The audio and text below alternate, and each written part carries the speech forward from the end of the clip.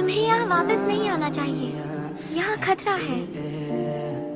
और अगर मैं ये खतरा मोलकर वापस आऊँ तो क्या तुम यहीं मिलोगी? शायद। क्या हुआ? तुम्हारी अंगूठी लोहा परियों को जलाता है। माफ करना। मेलेफिसेंट यही सोचती रही कि जिसके पास कुछ नहीं था उसने कैसे एक झटके में अपनी अंगूठी फेंक दी ताकि उनके हाथ मिल पाए। ये बात उसके दिल को छू गई।